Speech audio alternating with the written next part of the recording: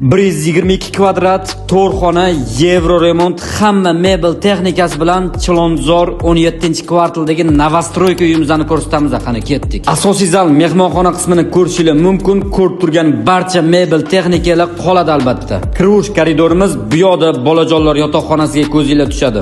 Bu yoqda keng va shinam ota-onalar yotoqxonasini ko'rishingiz mumkin. O'zini konditsioner va televizorlariga ega. Uyimiz yoqqan bo'lsa, videoga like bosib qo'yinglar. Hammamizga shunaqa uylar nasib qilsin. Bu yoqda o'zini umumiy sanuzel qismlarini ko'rib turibsizlar. Bu uyda kim bilan yashagani kelsa, o'sha odamga videoni yuborib qo'yinglar. Ko'rib turganingizda uyimiz dupleks holatida. Pastki qavatga tushganingizda o'zini xaladilligini va oshxona qismini ko'rishingiz mumkin. Marhamat. Bu 4-xonani ham mehmonxona sifatida foydalansanglar bo'ladi. Oshxona qismida barcha mebel texnikalar dit bilan joy-joyiga joylashtirilgan. Kotyolniy qismlarini ham ko'rdinglar.